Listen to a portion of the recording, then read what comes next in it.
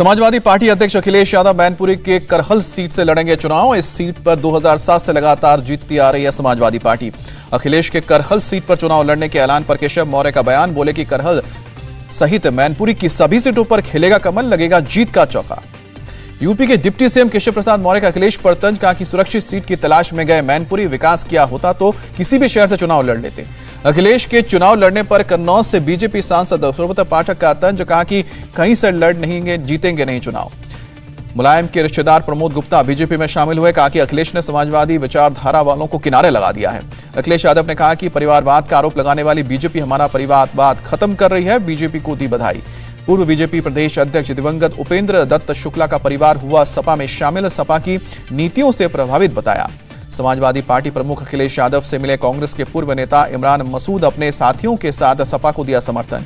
UP चुनाव के लिए आरएलडी ने 5वीं लिस्ट जारी की। बिजनौर से नीरज चौधरी, रामपुर मनिहारन से विवेक कांत को दिया है उम्मीदवार।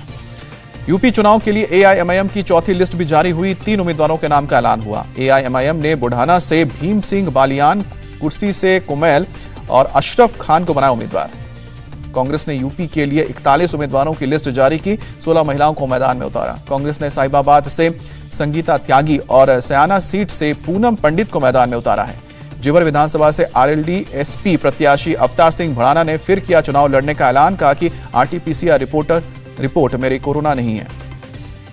सीएम योगी का अखिलेश पर अटैक, पहले सरकारी संपत्ति पर माफिया कब्जा करते थे, अब माफिया की संपत्ति पर बुलडोजर चलाती है सरकार। आज मिशन यूपी के तहत आगरा जाएंगे बीजेपी अध्यक्ष जेपी नड्डा। 40 विधानसभा सीटों के नेताओं के साथ बैठक करेंगे।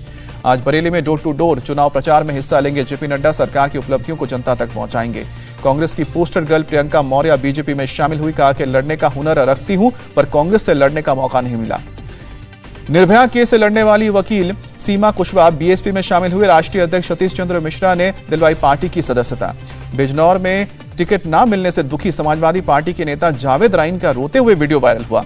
एसपी के अल्पसंख्यक मोर्चे के प्रदेश महासचिव हैं जावेद राइन, बड़ापुर सीट से चुनाव लड़ने के लिए टिकट मांग रहे थे। जावेद राइन ने कहा कि 8 साल से कर रहा था मैं मेहनत, पार्टी से धोखा मिलने के बाद निर्दलीय चुनाव लड़ने की अब तैयारी। बुलंदशहर में कांग्रेस का टिकट ना मिलने के बाद मीडिया के सामने फूट फूट कर रोई गीता रानी शर्मा। टिकट ना मिलने के बाद चुनावी मैदान में निर्दलीय के रूप में ताल ठोकेंगी गीता रानी। मुजफ्फरनगर में भी कांग्रेस नेता के निकले आंसू, टिकट नहीं मिला तो रो पड़ी महर जहां। महर जहां ने कांग्रेस पर पैसे देकर टिकट बेचने का आरोप लगाया, कहा कि न्याय नहीं मिला तो आत्मदाह करूंगी। यूपी के अमरोहा में कांग्रेस उम्मीदवार सलीम खान की पुलिस से नोकझोंक, धमकी दी, गलत भाषा का इस्तेमाल किया। पुलिस ने सलीम खान समेत 16 लोगों के खिलाफ केस दर्ज किया। 50 से 60 अज्ञात लोगों के खिलाफ भी मुकदमा। अमरोहा से कांग्रेस उम्मीदवार सलीम खान समेत 16 पर केस दर्ज। प्रतिबंध के बावजूद भारी समर्थकों के साथ प्रचार कर रहे थे। समाजवादी पार्टी ने मुख्य निर्वाचन अधिकारी को लिखा खत, गोंडा की डीएम पर बीजेपी कार्यकर्ता की तरह काम करने का आरोप लगाया। चुनाव के मद्देनजर एक्शन में यूपी पुलिस। एटा में फ्लाइंग स्क्वाड टीम ने 4 लाख से ज्यादा रुपए जब्त किए। आगरा में बीजेपी नेता सुग्रीव सिंह समेत 300 कार्यकर्ताओं पर केस दर्ज हुआ। आचार संहिता और कोविड नियमों का उल्लंघन करने पर कार्रवाई। मथुरा से एसपी आरएलडी की उम्मीदवार बबीता देवी पर केस दर्ज, मीटिंग के दौरान कोविड नियमों का उल्लंघन का मामला। बीजेपी ने उत्तराखंड के लिए 59 उम्मीदवारों के नामों का ऐलान किया। खटीमा सीट से चुनाव लड़ेंगे सीएम पुष्कर सिंह धामी। उत्तराखंड बीजेपी प्रदेश अध्यक्ष मदन कौशिक हरिद्वार और सतपाल महाराज चौबटखाल से मैदान में। 10 मौजूदा विधायकों का टिकट कटा। सितारगंज से सौरभ बहुगुणा को मिला है टिकट। कांग्रेस से बीजेपी में आई सरिता आर्या नैनीताल से उम्मीदवार होंगी। उत्तराखंड के लिए समाजवादी पार्टी ने दूसरी लिस्ट जारी की। 21 उम्मीदवारों का नाम का ऐलान हुआ। समाजवादी पार्टी ने सीएम धामी के खिलाफ खटीमा से विजय पाल को बनाया है उम्मीदवार। देवप्रयाग से सौरभ भट्ट को टिकट दिया है। गोवा के लिए बीजेपी ने 34 उम्मीदवारों के नामों का ऐलान किया। सीएम प्रमोद सावंत सांकलिम से चुनाव लड़ेंगे। सांकली से उम्मीदवार बनाए जाने पर बोले सीएम प्रमोद सावंत, जनता मुझे फिर से चुनेगी, गोवा में बनेगी बीजेपी की सरकार। डिप्टी सीएम मनोहर अंजगांवकर मडगांव से चुनाव लड़ेंगे। गोवा की पणजी सीट से मौजूदा विधायक को टिकट मिला है। उत्पल परिकर के टिकट को लेकर बोले देवेंद्र फडणवीस, 2 सीट की गई थी ऑफर, पहले से इनकार और दूसरी सीट पर बन सकती है बात। उत्पल परिकर को लेकर बोले सीएम प्रमोद सावंत, हमारे केंद्रीय नेता उनसे संपर्क में हैं। सीएम प्रमोद सावंत ने केजरीवाल पर साधा निशाना, कहा कि मनोहर पर्रिकर जिंदा थे तो केजरीवाल की भाषा दूसरी थी, अब चुनाव की वजह से भाषा बदल गई है। उत्पल पर्रिकर को केजरीवाल का ऑफर, आपकी टिकट पर चुनाव लड़ने को कहा। उत्पल पर्रिकर के साथ खड़ी शिवसेना। संजय राउत ने कहा कि अगर वो निर्दलीय चुनाव लड़ेंगे तो हम उनका पूरा समर्थन देंगे। गोवा बीजेपी के चुनाव इंचार्ज देवेंद्र फडणवीस का बड़ा आरोप, सूटकेस लेकर नेताओं को खरीदने निकली थी टीएमसी, लेकर नहीं बिके नेता। टीएमसी नेता स्वागत रॉय का देवेंद्र फडणवीस पर पलटवार, कहा कि नेताओं के खरीद फरोख्त में बीजेपी माहिर है। गोवा में कांग्रेस के अकेले चुनाव लड़ने पर शिवसेना का तंज, पता नहीं कांग्रेस में इतना आत्मविश्वास कहां से आता है। शिवसेना को कांग्रेस का जवाब, गठबंधन के लिए गठबंधन जरूरी नहीं, गोवा में कांग्रेस मजबूत और सशक्त। गोवा चुनाव के लिए कांग्रेस की 5वीं लिस्ट जारी, 5 उम्मीदवारों के नामों का ऐलान हुआ। पणजी से एल्विस गोम्स को टिकट दिया गया। एनसीपी ने गोवा चुनाव के लिए उम्मीदवारों की पहली सूची जारी की।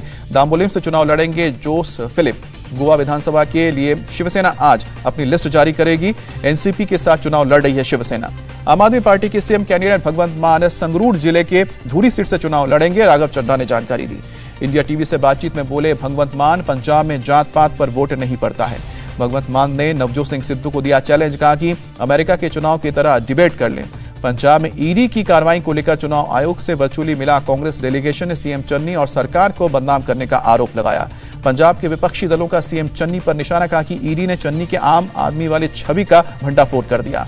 पंजाब चुनाव के लिए बीएसपी की लिस्ट आई, 14 उम्मीदवारों के नाम का ऐलान हुआ। फगवाड़ा से चुनाव लड़ेंगे प्रदेश अध्यक्ष जसबीर सिंह गढ़ी।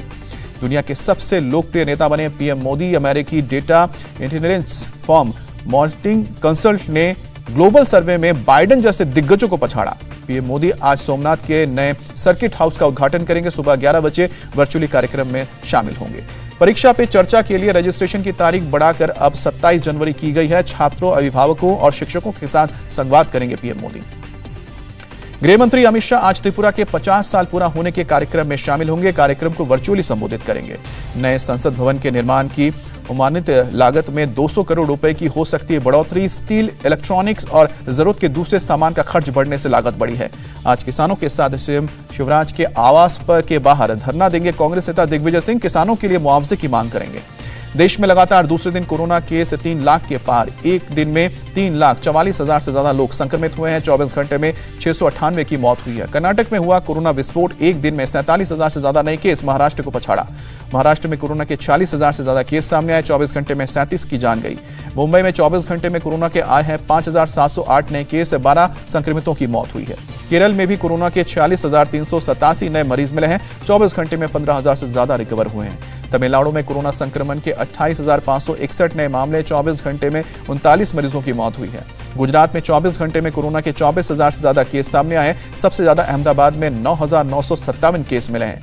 यूपी में कोरोना के 18,500 से ज्यादा नए केस, राज्य में 97,000 से ज्यादा एक्टिव केस हैं। दिल्ली में 24 घंटे में कोरोना से संक्रमित 43 मरीजों की मौत हुई है। 10 जून के बाद एक दिन में सबसे ज्यादा मौत का रिकॉर्ड है। दिल्ली में पिछले 24 घंटे में कोरोना से 12,000 से ज्यादा लोग संक्रमित हुए हैं। राजधानी में 68,730 एक्टिव केस हैं। देश में अब तक 130 करोड़ 32 लाख कोरोना वैक्सीन की डोज लगाई गई है। 72% लोगों को लगी है दोनों डोज। कोविशील्ड और कोवैक्सीन के बाजारों में बिक्री पर डीसीजीआई नहीं लिया है आखिरी फैसला, हेल्थ सेक्रेटरी ने जानकारी दी। केरल में बढ़ते कोरोना केस की वजह से अगले 2 रविवार लगेगा लॉकडाउन। सीएम विजय ने हालात की समीक्षा करने के बाद फैसला लिया है। आईसीएमआर के डीजी बलराम भार्गव का बयान, कोविड टीके की वजह से कोरोना से कम मौतें हुई हैं और गंभीर रूप से कम लोग बीमार पड़े हैं।